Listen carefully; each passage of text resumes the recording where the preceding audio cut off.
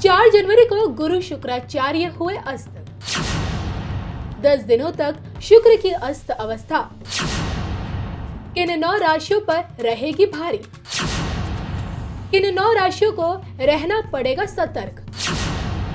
देखिए सिर्फ धर्म ज्ञान पर। नमस्कार, धर्म ज्ञान के दर्शकों का एक बार फिर से स्वागत है। हमेशा की तरह मैं आपके साथ कविता राणा, मेरे साथ आचार्य राकेश चतुर्वेदी जी। नमस्कार कविता जी।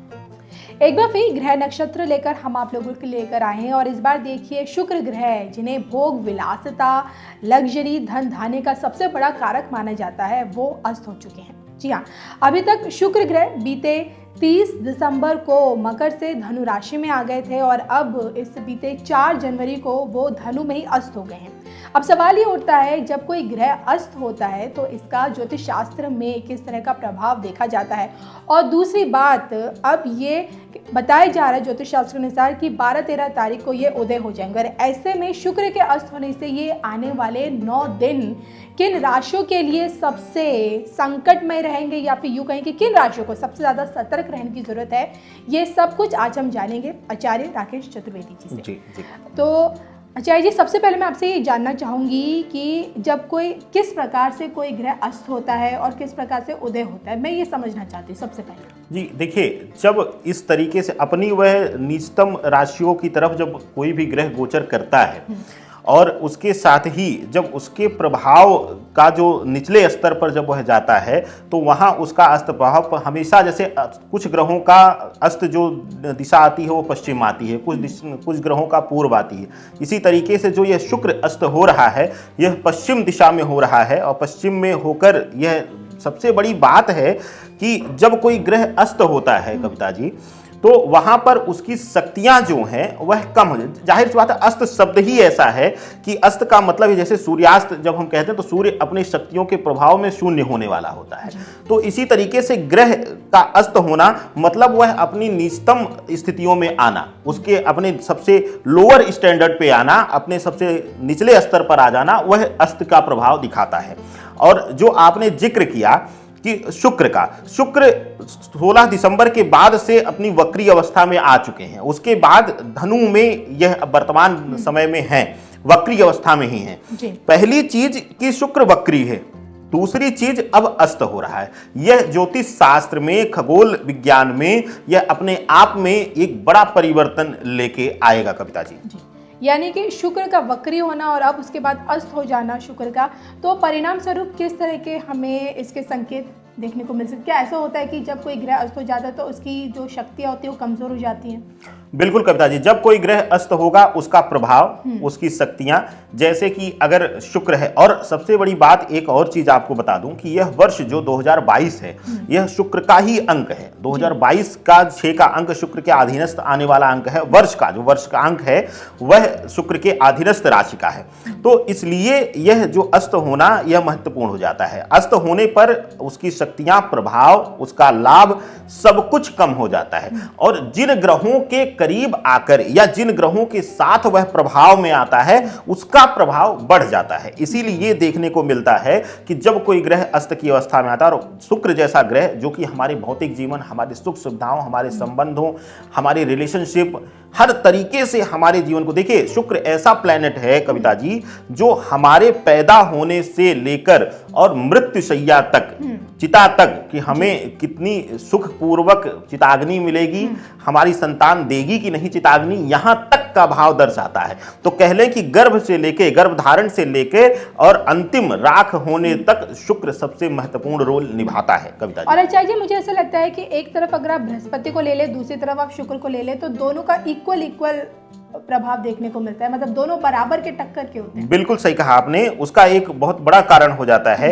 कि बृहस्पति का रोल जो है वह ज्ञान के साथ साथ वैवाहिक संबंधों का है। और हमारे शास्त्रों में जब हम संबंध को दर्शाते हैं शुक्र के प्रभाव को, तो हमारा सबसे पहला जो ध्यान जाता है और जो सबसे पहला प्रभाव इसका आता है वह पति पत्नी के संबंधों की तरफ जाता है, क्योंकि शुक्र जो है वो म्यूचुअल अंडरस्टैंडिंग, संबंधों का, इनका कारक तत्व बनता है। तो इसलिए बृहस्पति को पूरा करने का, जो बृहस्पति के प्रभाव का, भाई सुखी वैवाहिक जीवन कब रहेगा, जो पति पत्नी के संबंध शुक्र सरलता पूर्वक और मधुरता पूर्वक ले जाएगा। तो वहां पर शुक्र बहुत बड़ा रोल निभाता है और कहीं ना कहीं ये दोनों ग्रह एक दूसरे के पूरक भी बनते हैं, इसलिए दोनों की जो महत्ता है जीवन में वह बढ़ जाती है कविता जी। तो देखिए, ये अभी तक हमने अजय जी से जाना कि किस तरह से शुक्र ग्रह हमारे और आपके जीवन में एक महत्वपूर्ण भूमिका निभाता है। देखिए, शुक्र ग्रह जो कि इंसान के कला, सौंदर्य, भोग, विलासिता और इसके साथ साथ सुखी जीवन, कहें कि रिश्तों को लेकर एक लग्जरी लाइफ का मालिक माना जाता है। और अब उसके अस्त होने से किन 9 राशियों को आने वाले 9 दिनों तक सबसे ज़्यादा सतर्क रहने की जरूरत है, एक एक करके राशि अनुसार हम अजय जी से जानेंगे। तो सबसे पहले पहली राशि वो कौन सी है? देखिए, पहली राशि आती है मेष राशि। मेष राशि इसलिए आती है कविता जी क्योंकि यह मंगल के अधीनस्थ राशि है और मंगल जो है वो सूर्य के साथ, सूर्य के प्रभाव में चलने वाला सारथी ग्रह के रूप में रहता है हमेशा, इस सेनापति के रूप में। तो जाहिर सी बात है, शुक्र के साथ जो परिवर्तन हो रहा है, जो यह अस्त हो रहे हैं, यह 8 से 10 दिन जो है वह मेष राशि के जातकों के लिए संबंधों के लिए बड़ा पीड़ादायक होने वाला है। इसके साथ ही मेष राशि वालों के लिए आर्थिक रूप से भी तंगी का सामना, या कहीं आपको ऐसा भी हो सकता है कि नौकरी या व्यापार में किसी तरीके की रुकावट या बाधा का सामना करना पड़ सकता है।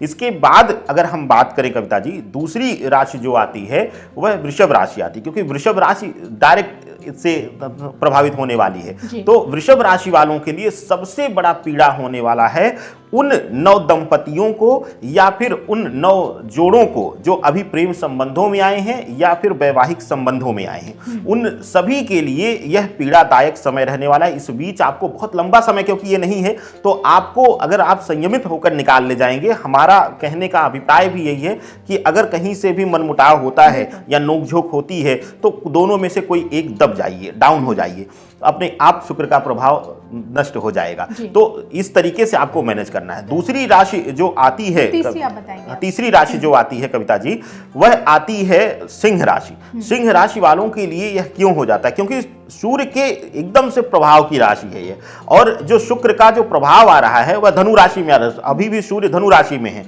और क्योंकि सूर्य के साथ यह अस्त हो रहे हैं तो सूर्य का प्रभाव बढ़ जाएगा। सूर्य के जो कारक तत्व हैं वह ज्यादा प्रभावी रहेंगे, तो सिंह राशि वालों के लिए यह अहम पैदा करेंगे, अहम एकदम से संबंधों में अहंकार पैदा करेंगे। आप किसी की सुनेंगे ही नहीं, आप अपने पार्टनर की सुनेंगे नहीं, इस तरीके का आपको देखने को मिलेगा, इस तरीके का प्रभाव आपको देखने को मिलेगा।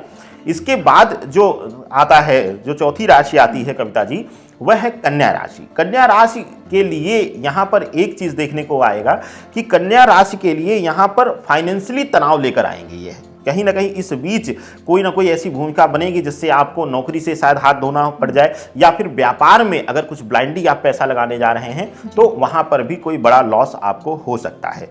इसके अन्यत्र अब बात करते हैं इसके सबसे प्रमुख और इसके अधीनस्थ आने वाली राशि, जो सबसे प्रिय राशि है, इसकी उच्चतर राशि है शुक्र की, वह है तुला राशि।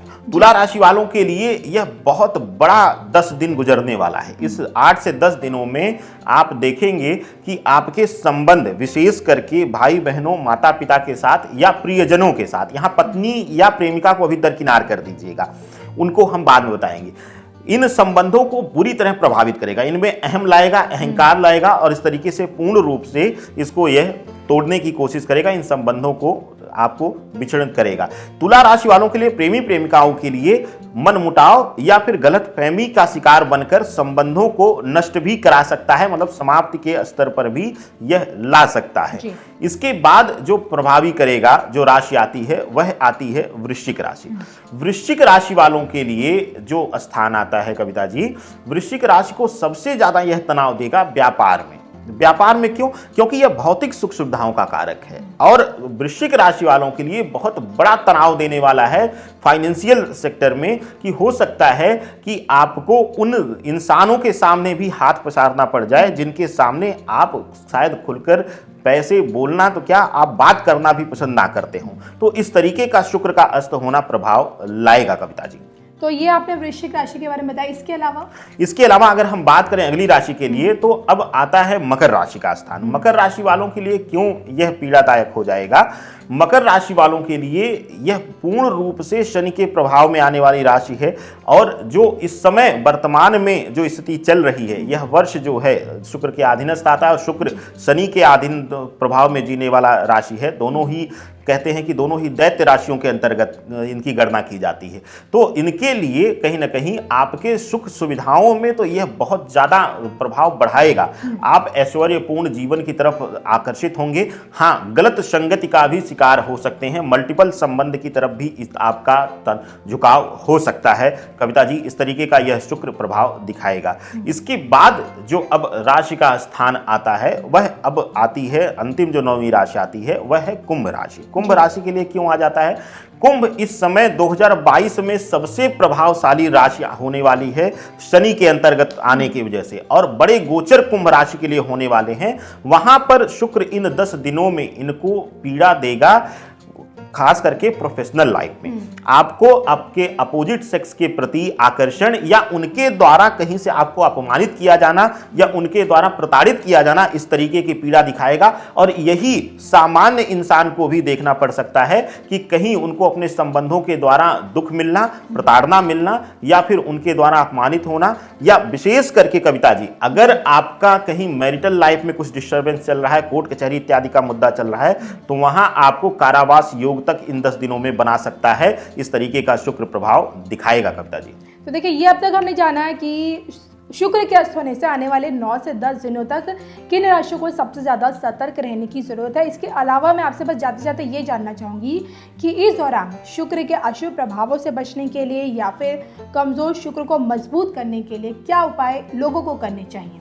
देखिए, शुक्र की मजबूती के लिए सबसे उत्तम चीज है कि अगर पुरुष या स्त्री जो भी हों, उनके व्यक्तिगत जीवन में उनको लाभ लेने के लिए प्रयास करें कि शरीर से दुर्गंध ना आने पाए। ज़्यादा से ज़्यादा इत्र का प्रयोग करें आप, और विशेष करके स्त्रियों के लिए ज़्यादा से ज़्यादा गुलाब जल का प्रयोग अगर करते हैं वह, और उसके साथ ही विशेष करके वह शयन करते समय अगर गुलाब जल का लेपन नाभि पर करते हैं, तो यह शुक्र की स्थिति जो है वह और मजबूत करता है, आकर्षण भी बढ़ाता है और साथ ही साथ शुक्र को बैलेंस करने का भी काम कविता जी करता है। चलिए, तो ये थे हमारे साथ आचार्य राकेश चतुर्वेदी जी, जिनसे हमने जाना कि शुक्र के अस्त हो जाने से आने वाले 9 से 10 दिनों के लिए किन राशियों के लिए ये वक्त सबसे ज़्यादा, ये समय सबसे ज़्यादा सतर्क रहने के लिए ज़रूरी है। तो इसी के साथ मुझे और आचार्य राकेश चतुर्वेदी जी को दीजिए इजाज़त। फिर मिलेंगे, तब तक के लिए नमस्कार। नमस्कार।